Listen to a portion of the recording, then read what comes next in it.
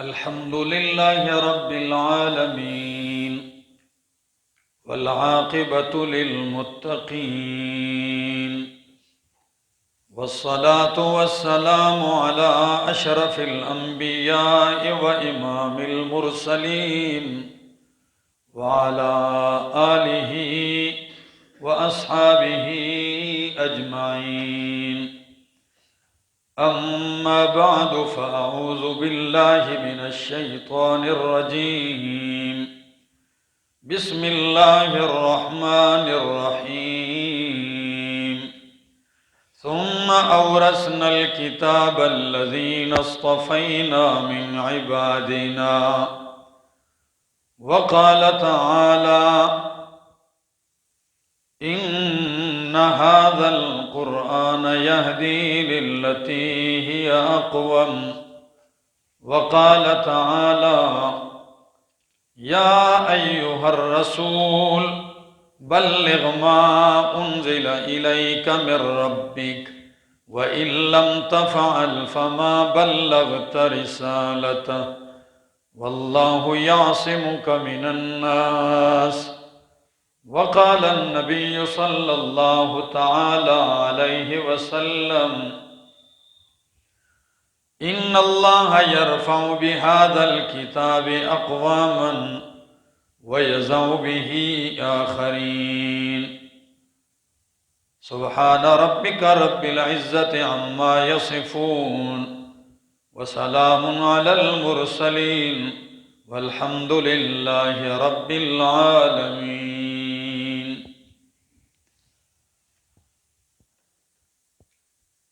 الحمدللہ کہ آج اللہ رب العزت نے ہمیں قرآن کریم کے درس کے لیے جامعہ مسجد نمرہ کے اندر اکٹھا فرمایا.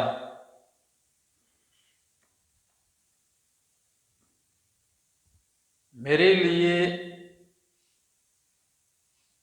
یہ کافی عرصے سے میں سوچ میں اس فکر میں تھا کہ یہاں قرآن کریم کے درس کا آغاز کیا جائے،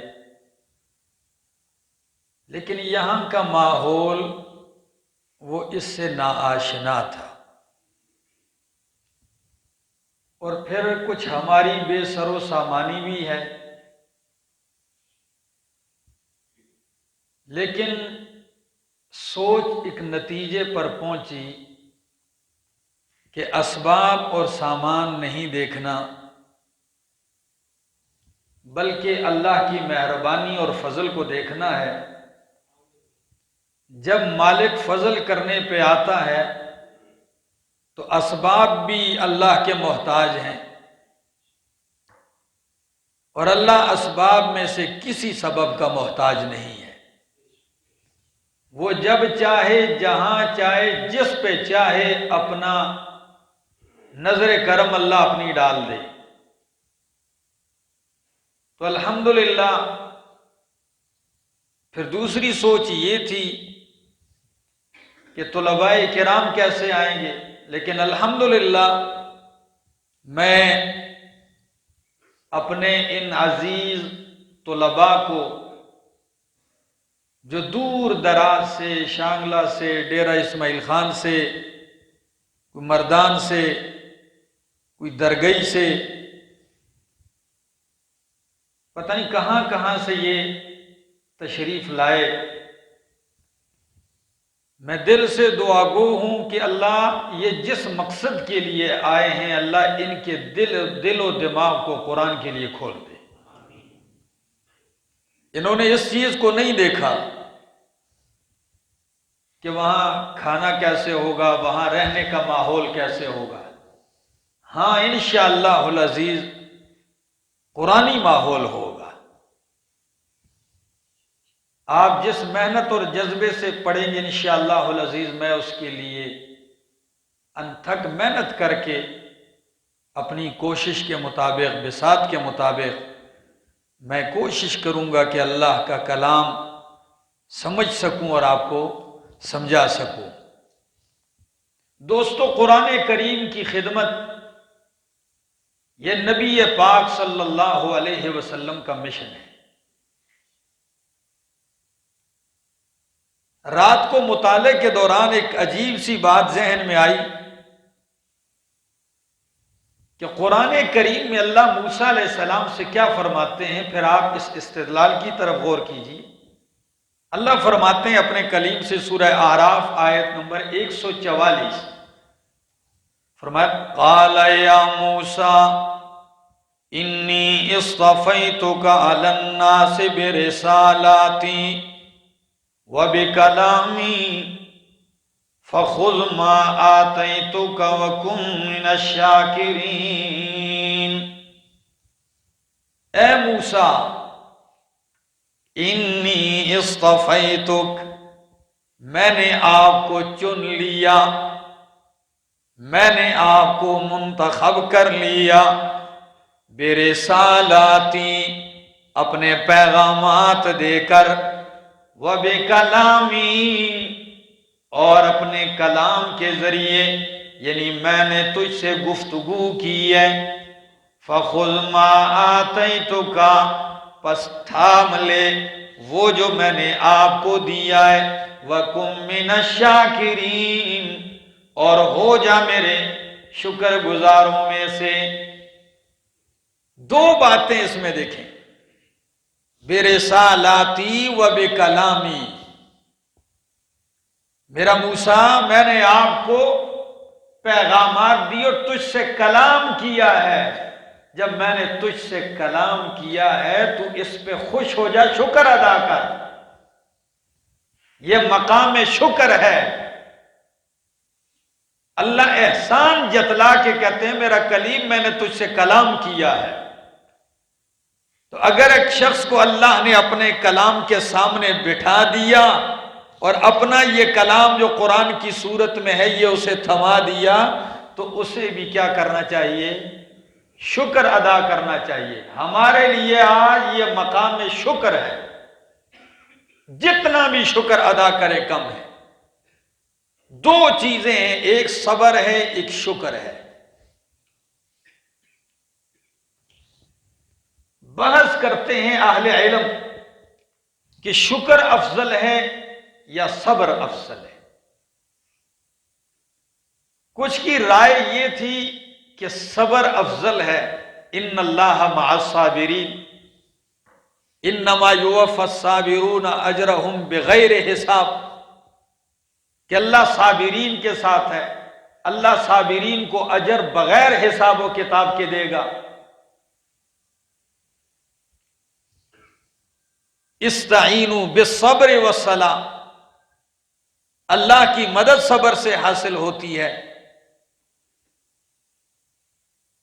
صابرین کے اوپر اللہ کی طرف سے صلوات، مہربانیاں ہوتی ہیں۔ وبشر الصابرین الذین اذا اصابتهم مصیبۃ قالوا انا للہ وانا الیہ راجعون اولئک علیہم صلوات من ربہم۔ اور کچھ علماء فرماتے ہیں کہ شکر افضل ہے، کہ قرآن کہتا ہے ما یفعل اللہ بعذابکم ان شکرتم وآمنتم، اللہ تمہیں عذاب دے کے کیا کرے گا اگر تم شکر کرو اور ایمان لے آؤ۔ اعملوا آل داود شکرا وقلیل من عبادی الشکور، شکوہ کی اللہ نے کہ میرے بندوں میں شکر گزار تھوڑے ہیں، لیکن تطبیق یوں دی ہے کسی اہل علم نے، اور کیا ہی مزے کی بات کہی ہے۔ وہ فرماتے ہیں جو صابر نہ ہو وہ شاکر نہیں ہو سکتا، جو صابر نہ ہو وہ شاکر نہیں ہو سکتا۔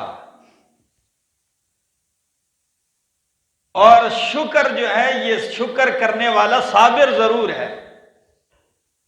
بسا اوقات ایک بندہ صبر کرتا ہے صبر ہے صبر ہے، شکر نہیں کرتا، محض صبر ہی کرتا ہے۔ لیکن شاکر جو ہوتا ہے یہ صابر ضرور ہوتا ہے۔ تو شکر کے اندر صبر داخل ہو گیا، تو ہمارے لیے یہ مقام مقام شکر ہے کہ اللہ نے ہمیں اپنی کتاب کا طالب العلم بنا دیا ہے۔ شکر ادا کیجیے۔ نبی اکرم صلی اللہ تعالی علیہ وسلم، آپ قرآن مقدس کی طرف دیکھیے، اللہ فرماتے ہیں لا تفرح ان اللہ لا يحب الفرحین، سورہ قصص آیت نمبر 76۔ لا تفرح ان اللہ لا يحب الفرحین، خوش نہ ہو، اللہ خوش ہونے والے اترانے والوں کو پسند نہیں کرتے۔ ادھر کیا فرمایا؟ خوش نہ ہو، خوش ہونے والے کو اللہ پسند نہیں کرتے۔ جبکہ دوسرا مقام ہے، قرآن کہتا ہے قل بفضل اللہ وبرحمتہ،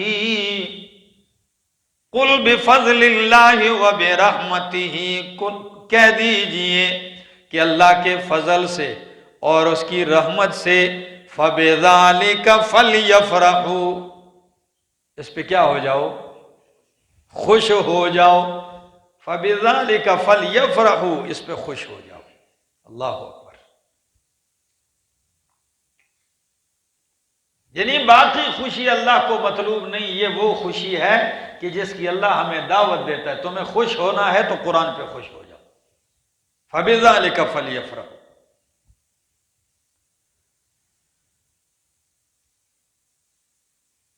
خدمت قرآن علماء کرتے آئے ہر دور میں۔ شاہ ولی اللہ محدث دہلوی رحمہ اللہ، جب انہوں نے اپنے اس علاقے ہندوستان کو دیکھا، اس وقت پاکستان ہندوستان یہ نہیں تقسیم نہیں تھی، کہ لوگ تو جہالت اور گمراہی اور شرک میں مبتلا ہیں، اور اس دور کی سرکاری زبان جو تھی دفتری وہ فارسی تھی۔ تو شاہ ولی اللہ محدث دہلوی رحمہ اللہ نے سب سے بڑا کارنامہ جو سر انجام دیا وہ قرآن کریم کا فارسی میں ترجمہ کیا، فتح الرحمن کے نام سے۔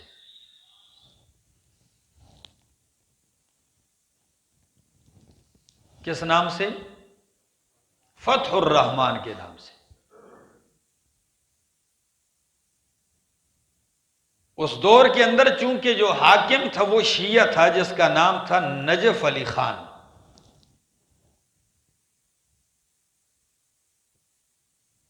اس نے دیکھا کہ یہ تو قرآن کریم کا فارسی میں ترجمہ کر دیا ہے،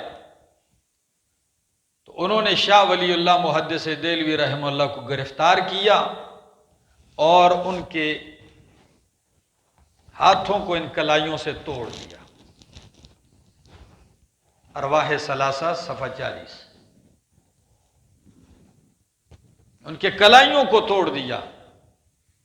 آسان کام ہے قرآن کریم کی خدمت کرنا، اندھیروں کے اندر اس نور کا چراغاں کرنا یہ کوئی آسان کام ہے، لیکن انہوں نے ہمت کی۔ اللہ نے بیٹے دیے، ہر بیٹا محدث بھی اور مفسر بھی ہے۔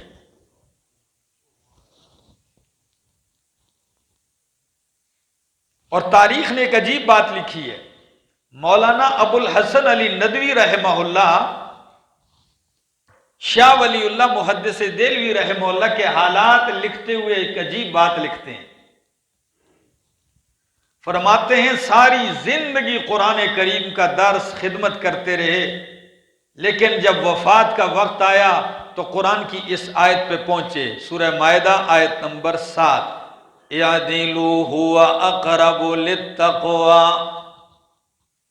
اعدلوا هو اقرب للتقوی، عدل کرو، انصاف کرو کہ یہ تقوی کے بہت قریب ہے. یہ بات تقوی کے بہت قریب ہے. یہ آیت پڑھی اور روح پرواز کر گئی. لیکن اللہ نے بیٹا دیا شاہ عبدالعزیز محدث دہلوی رحمہ اللہ، اور بیٹا بھی اتنا قابل کہ قابلیت کا اندازہ اس بات سے لگائیے، انہوں نے تفسیر لکھی فتح العزیز، تفسیر عزیزی کے نام سے مشہور ہے، فتح العزیز.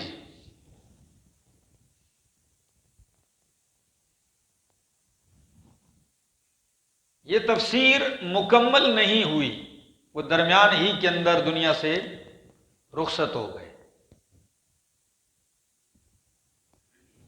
مولانا انور شاہ کشمیری رحمہ اللہ کیا فرماتے تھے، یہ بھی ان کا بھی جملہ ذرا سنیے. وہ فرماتے تھے کہ بخاری شریف کی خدمت لوگوں نے کی ہے اور حق ادا کیا ہے کہ فتح الباری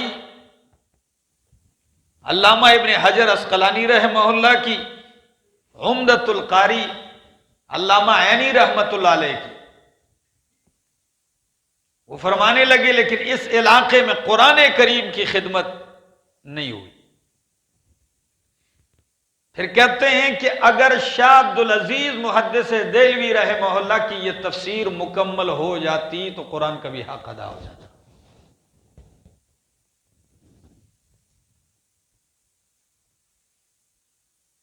اتنی باکمال تفسیر ہے.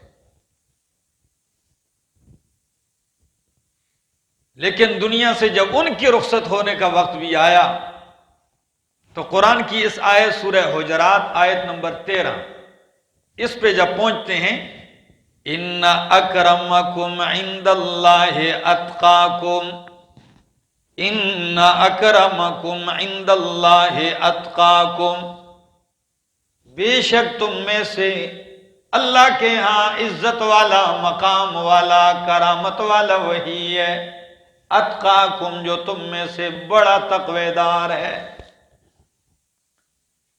یہ آیت پڑھی اور روح پرواز کر گئی. اور کیا اتفاق ہے باپ بیٹے کے ان باتوں میں، دونوں کا خاتمہ تقوی پہ. اعدلوا هو اقرب للتقوی ان اکرمکم عند اللہ اتقاکم. اور اللہ نے شاہ ولی اللہ محدث دہلوی رحمہ اللہ کو ایک اور فرزند دیا، شاہ عبد القادر محدث دہلوی رحمہ اللہ. 40 سال قرآن کریم کا درس دیا، جامع اور مختصر تفسیر لکھی موضح القرآن کے نام سے.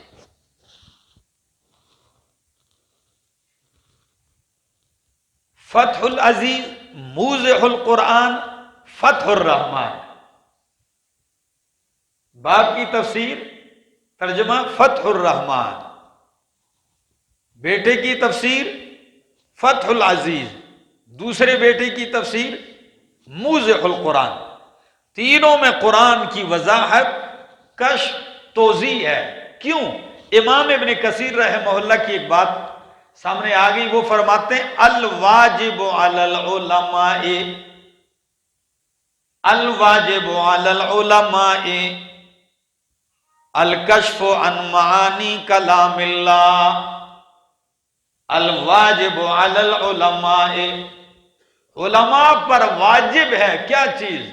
الکشف عن معانی القرآن، عن معانی کلام اللہ، کہ وہ لوگوں کے سامنے اللہ کی کتاب کے معانی،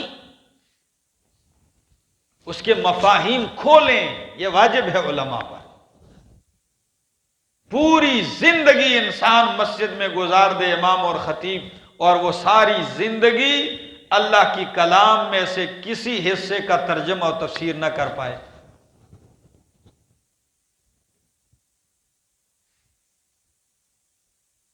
اور کہلوائے وارث انبیاء.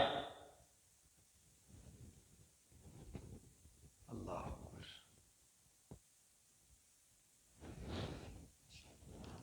ایک دیہاتی کا گزر ہوا کسی مجلس پہ، اس مجلس میں حضرت عبداللہ ابن مسعود رضی اللہ تعالیٰ عنہ بھی تھے. لوگ بیٹھے ہوئے ہیں، محفل لگی ہوئی، ایسے گزرا، کہنے لگا یہ لوگ کیا کر رہے ہیں؟ جیسے آج یہاں کوئی گزرے کہے صبح کے 10 بجے ہیں، لوگ بازاروں میں گھوم رہے ہیں، یہ ادھر کس کام کے لیے بیٹھے ہیں بیچارے، یہ کیا کر رہے ہیں؟ تو عبداللہ ابن مسعود رضی اللہ تعالیٰ عنہ نے ہاتھ سے پکڑ کے کہا انہم یقسمون میراث محمد. کیا کر رہے ہیں؟ انہم یقسمون میراث محمد، یہ محمد صلی اللہ علیہ وسلم کی میراث تقسیم کر رہے ہیں. اللہ کیا عجب ہے، کیا فضل ہے، میرے پیغمبر کی میراث تقسیم ہو رہی ہے اور وارثان آ کے اپنا اپنا حصہ لے رہے ہیں.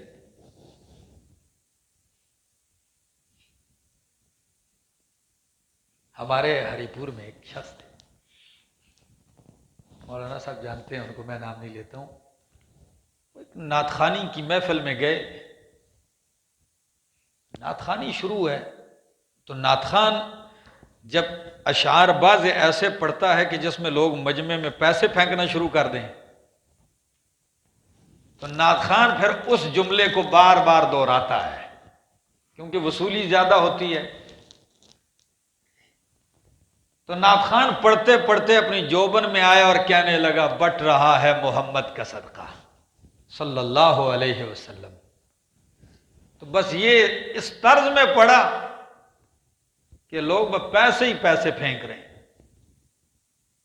شروع ہو گئے، بڑے بڑے نوٹ اوپر سے برس رہے ہیں. تو نیچے یہ شخص جو جن کی بات کر رہا ہے، یہ پاس ہی بیٹھے ہوئے تھے.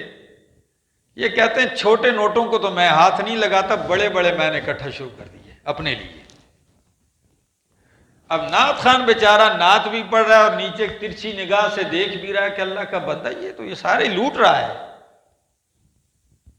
کہتے ہیں جب میں نے اپنا کام مکمل کیا، میں نے جیب میں ڈالے اور جیسے ہی نکلنے لگا تو نعت خوان نے ڈائری بند کی اور فوراً میرے پیچھے نکل آیا. باہر آ کے مجھے پکڑا کہ پیسے دو. میں نے کہا کون سے پیسے؟ یہ تو میرے تھے. بھائی تیرے کیسے تھے؟ آپ کے کیسے تھے؟ میں نے کہا جی بھائی تو نہیں دیکھ رہا میں نعت پڑھ رہا تھا. انہوں نے کہا میں نے نعت ہی تو سنی تبھی تو لیے. تو نے کہا بٹ رہا ہے محمد کا صدقہ، تو محمد صرف تیرے ہی تو نہیں ہے، میں بھی تو لے سکتا ہوں. یہ صدقہ بٹ رہا ہے تو آپ ہی لیتے جائیں گے، میرا کوئی حصہ نہیں ہوگا اس میں. میرے دوستو سچ کہتا ہوں، میرے محمد صلی اللہ علیہ وسلم کی میراث تقسیم ہو رہی ہے. قرآن انہم یقسمون میراث محمد صلی اللہ علیہ وسلم. پتہ ہے کتنے کتنے دور دور سے لوگ آئے ہیں انہی کے لیے. ان اپنے طلباء کے لیے ایک بات کہہ دیتا ہوں، جامع البیان العلم و فضلہ، ایک عجیب بات لکھی ہے. امام شعبی فرماتے ہیں قال الشعبی رحل مسروق فی آیت الی البصرۃ.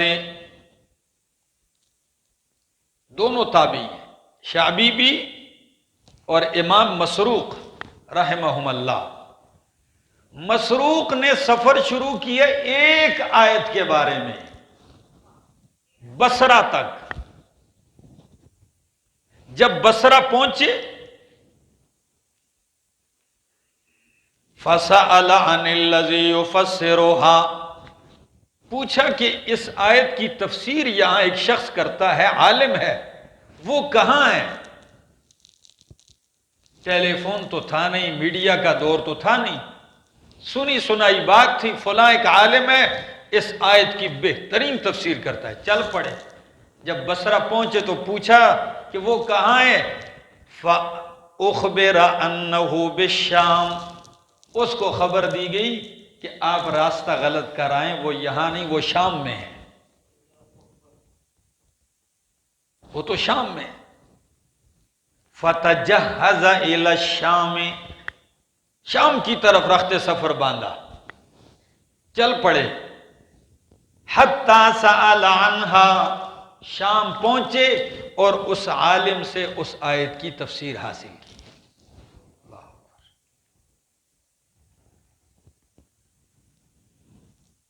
پتہ ہے کتنوں کو تکلیف ہی ہوگی، راستہ بھی معلوم نہیں ہوا ہوگا، بھٹکے ہوں گے گاڑیوں میں، لیکن یہ بھی تو لوگ تھے نا، یہ بھی لوگ تھے۔ مولانا ابوالکلام آزاد رحمۃ اللہ علیہ، نام تو آپ نے سنا ہوگا، بڑی معروف شخصیت گزری ہیں، ان کی تفسیر سورہ فاتحہ کی ہے ام الکتاب، اور قرآن کریم کی تفسیر بھی ہے ترجمان القرآن۔ ام الکتاب کے مقدمے میں بھی لکھا، ترجمان القرآن میں بھی لکھا کہ میں اپنی تفسیر لکھنے کے بعد وہ کس کی طرف منسوب کی؟ تفسیر کا انتساب کیا ایک گمنام طالب العلم کی طرف۔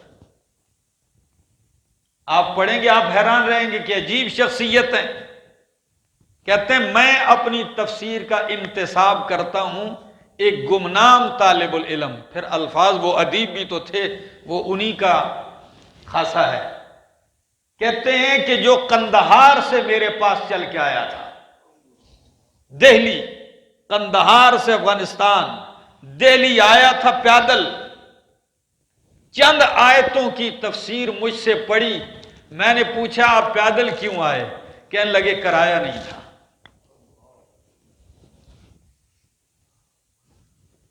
پیسے نہیں تھے میرے پاس۔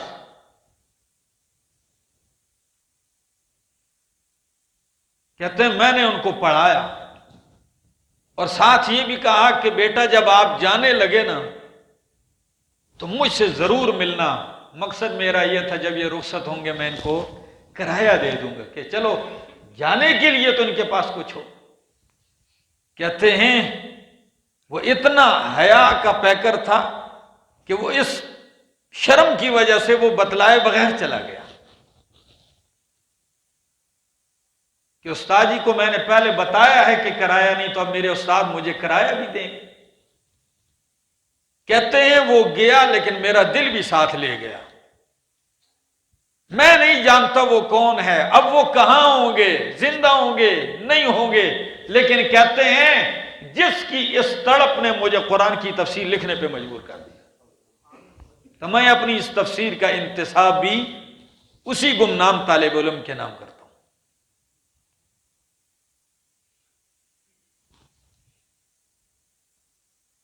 قرآن کریم کی خدمت لوگوں نے یوں بھی کی، یوں طلب بھی کیا، یوں اس کے لیے سفر بھی کیے۔ اللہ اکبر۔ اور ایک عجیب سی بات،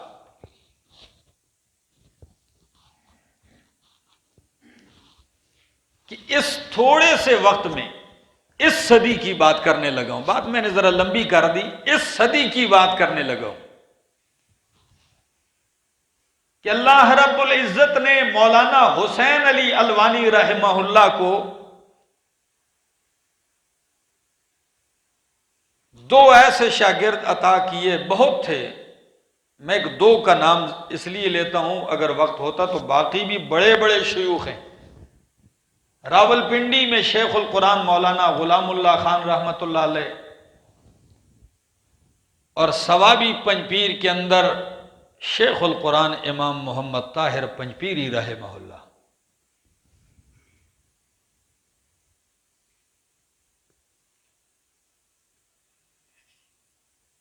شیخ القرآن مولانا محمد طاہر پنجپیری رحمہ اللہ نے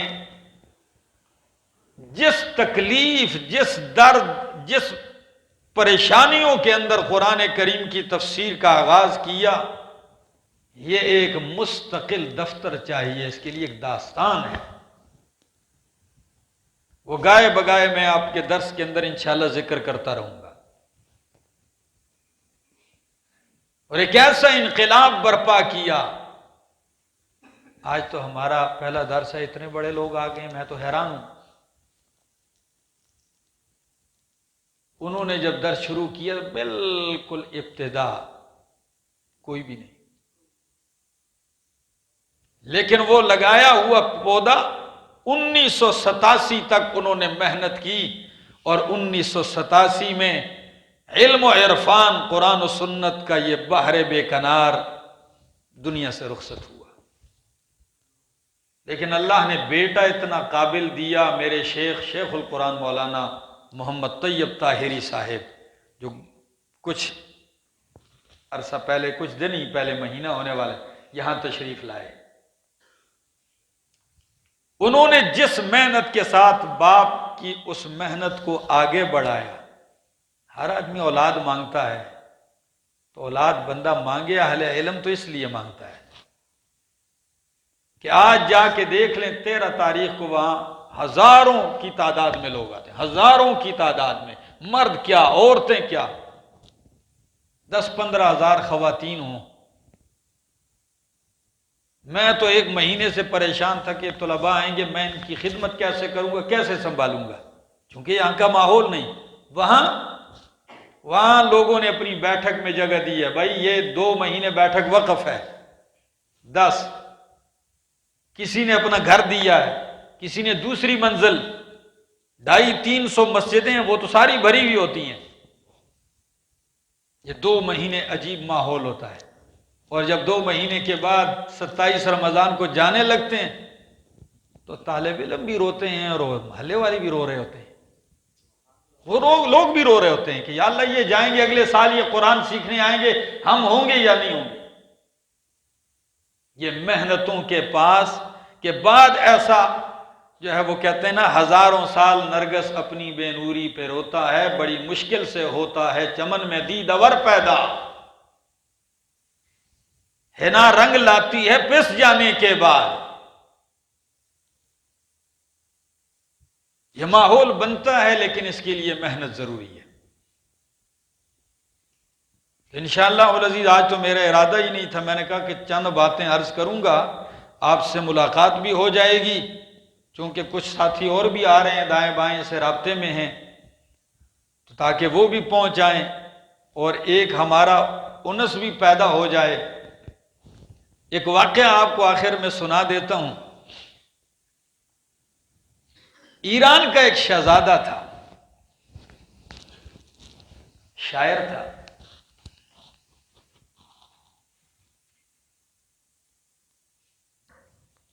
ایران کا ایک شہزادہ تھا، شاعر تھا. فارسی کے اندر اس نے ایک شعر کہا، پھر دائیں بائیں شعراء کو کہا کہ کوئی ہے ایسا شاعر جو میرے اس شعر کو پورا کر دے. شعراء لگے ہوئے کوئی دائیں بائیں بڑی کوشش کرتے ہیں لیکن بات نہیں بنتی. کسی نے کوئی ایک جوڑا، کسی نے دوسرا جوڑا، لیکن شہزادہ متاثر نہیں ہو رہا، مطمئن نہیں ہو رہا. کہتا ہے بھائی نہیں. اس کا وہ شعر چلتے چلتے ہندوستان پہنچا. عالمگیر بادشاہ رحمہ اللہ کی بیٹی تھی زیب النساء، شہزادی تھی. یہ قرآن کی حافظہ، قاریہ، عالمہ تھی اور بہترین شاعرہ بھی تھی. جب بادشاہ کا وہ شعر ان تک پہنچا، یہ شیشے کے سامنے کھڑی ہے، آنکھوں میں سرما لگاتے ہی اس شعر کا جواب آ گیا. تو آپ کے ذوق کے لیے پھر میرا بھی استدلال آپ دیکھنا، آپ کے ذوق کے لیے وہ پیش کر دیتا ہوں. بادشاہ نے کیا کہا تھا؟ شہزادے نے کہا تھا، در ابلق سے کم دیدہ موجود، در ابلق سے کم دیدہ موجود، کہ چت کبرا موتی بہت کم لوگوں نے دیکھا ہوگا. پشتوں میں کہتے ہیں برگ، فارسی میں ابلق کہتے ہیں سیاہ سفید کو. تو وہ کہتا ہے در ابلق سے کم دیدہ موجود، چت کبرا موتی کسی نے نہیں دیکھا. زیب النساء کا جواب بھی سنیے، کہتی ہے مگر سرمے، مگر اللہ، مگر اشکیں بتانے سرمے آلود، مگر اشکیں بتانے سرمے آلود۔ او شاعرہ تو کہتا ہے چت کبرا موتی کسی نے نہیں دیکھا، واقعی کسی نے نہیں دیکھا ہوگا، لیکن میں نے تو محبوب کی سرمگی آنکھوں سے نکلنے والا آنسو دیکھا ہے۔ یعنی جب سرما بھی لگا ہو، آنسو ہو، تو سیاہ اور سفید ہو کے وہ بھی چتکبرا موتی بن جاتا ہے۔ پتہ نہیں آپ سمجھ سکے تو لبا جی، کسی نے چتکبرا موتی دیکھا نہ دیکھا ہو، لیکن میں نے تو محبوب کی سرمگی آنکھوں سے نکلنے والا آنسو دیکھا ہے، جو چتکبرا موتی ہی سمجھو۔ بادشاہ تک یہ شعر گیا، وہ تو چکرا گیا، کہنے لگا بس مجھے شاعر سے ملاقات کرنی ہے، اس کو میرے پاس بلاؤ، میں اس کو منہ مانگا انعام دیتا ہوں۔ عالمگیر بھی سوچ میں پڑ گیا کہ یہ تو میری بیٹی ہے، میں اس کو بادشاہوں کے پاس کیسے بھیجوں گا۔ جب وہ پریشان ہوا، بیٹی نے کہا ابا جی آپ پریشان نہ ہو، اس کا جواب بھی میں خود دیتی ہوں۔ اتنا لمبا قصہ جو سنایا وہ ایک مقصد کے لیے، وہ جواب میں دیتی ہوں۔ نے کہا کیا جواب؟ لاؤ جی۔ اس نے کیا لکھا؟ کہتی ہے در سخن مخفی منم چوں بوئے گل در برگ گل، در سخن مخفی منم چوں بوئے گل در برگ گل، ہر کی دیدن میل دار، ہر کی دیدن میل دار در سخن بیند مرا۔ معنی سمجھو تو مزہ آئے گا۔ کہتی ہے در سخن مخفی منم چوں بوئے گل در برگ گل، شہزادے میں اپنے کلام میں اس طرح مخفی ہوں جس طرح گلاب کی خوشبو گلاب کی پنکھڑیوں میں مخفی ہے۔ میں اپنے کلام میں اس طرح پوشیدہ ہوں جس طرح گلاب کی خوشبو گلاب کی پتیوں میں مخفی ہے۔ اگر کسی نے ملنا ہے تو گلاب کی پتی کو سونگے، خوشبو اس کو الگ نظر نہیں آئے گی۔ اس شعر کو آج تک ممبر پہ بیان کیا جانے لگا، کیوں؟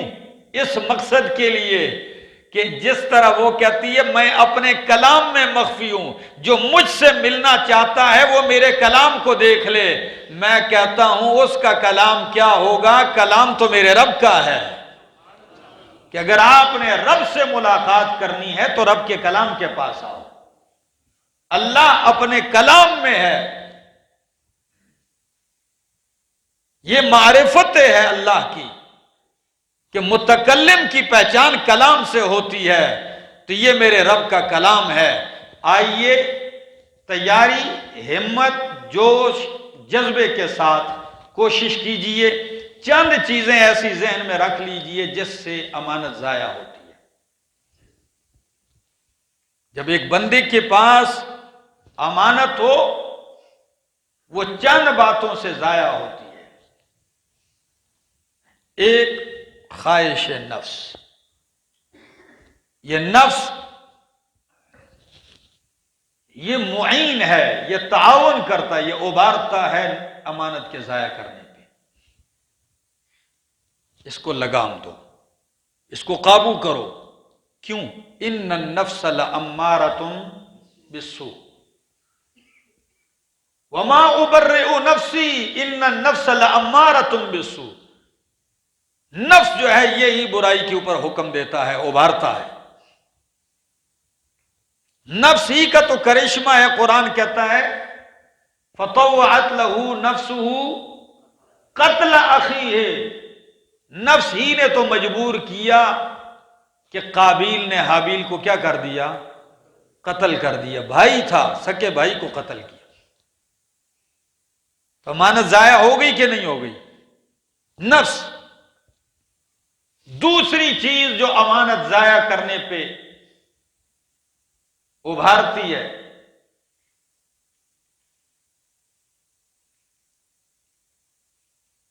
وہ ہے غفلت۔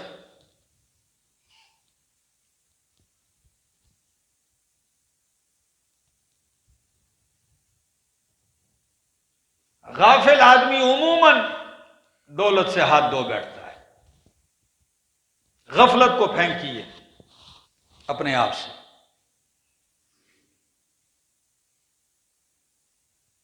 تیسری چیز ہے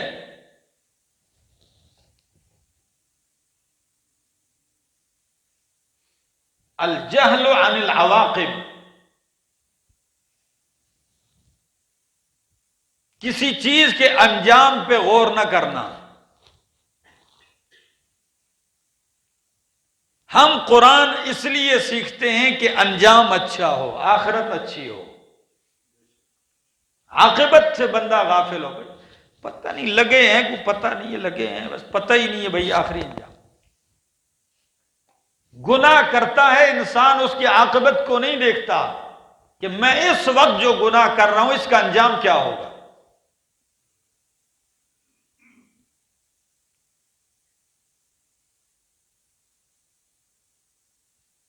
ان چیزوں سے اپنے آپ کو نکالیے، خوب چستی کے ساتھ کوشش کیجئے۔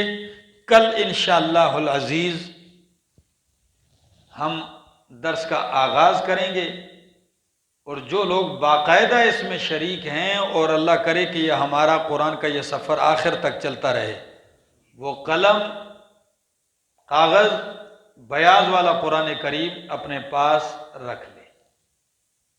مشکل لفظ ہے، مشکل آیت ہے، کوئی عبارت ہے، تاکہ میں وہ لکھواؤں، وہ لکھ سکیں۔ اس کے بعد آپ اپنا تکرار کریں گے، رات کو اس کو دہرائیں گے۔ انشاءاللہ العزیز آپ دیکھیں گے کہ کس طرح قرآن کریم کے انوارات کھلتے ہیں۔ بندہ ایک جگہ بیٹھ جائے کہ اللہ بیٹھ گیا ہوں، بس میں نے آپ کے در کے اوپر، چوکٹ کے اوپر جو ہے بس وہ دھرنا دے دیا ہے، مانگنا چاہتا ہوں اللہ بس دے دے، اللہ آپ کے سینے کو کھول دے گا۔ یہ دل بھی رحمان کی دو انگلیوں کے درمیان ہے۔ میں اکثر اپنی تقریروں میں کہتا ہوں کہ یہ ایک ایسی چیز ہے نا، اس کے اوپر کسی کا کنٹرول۔ میں اپنے بیٹے کو ساتھ لے آیا ہوں مثال کے طور پر، گھر سے، چلو آؤ، اس کا دل نہ ہو، اس کے اوپر تو میرا کوئی کنٹرول۔ آپ کو ایک بندہ زبردستی لے آیا، آپ ہر چیز پہ، لیکن دل پہ کنٹرول نہیں کر سکتے۔ دل اللہ نے اپنے پاس رکھا ہے، لیکن قرآن اللہ کا وہ کلام ہے جس کا اثر ہی دل پہ ہوتا ہے۔ ثم تلین جلودہم وقلوبہم الی ذکر اللہ، اس کا اثر دل پہ ہوتا ہے۔ یہ وہ کا سورہ انفال میں کیا فرمایا؟ انما المؤمنون الذین اذا ذکر اللہ وجلت قلوبہم، وجلت قلوبہم، دل ڈر جاتے ہیں۔ اور سورہ زمر کی جو آیت پڑھی کہ ثم تلین جلودہم وقلوبہم، کہ قرآن کا اثر یہ ہے، دو چیزیں ذکر کی ہیں اس آیت میں، جلودہم وقلوبہم۔ قرآن آپ کے ظاہر کو بھی ٹھیک کرے گا، آپ کے باطن کو بھی ٹھیک کرے گا، یہ اثر ہے اس میں۔ جلودہم ظاہر اور قلوبہم باطن ہے۔ ظاہر اور باطن کی اصلاح کرنے والی کتاب اللہ کی کتاب ہے۔ اللہ کرے کہ ہماری اصلاح ہو جائے، اور اللہ کرے کہ ہم سے خیر پھیلے۔ آخر دعوانا ان الحمدللہ رب العالمین۔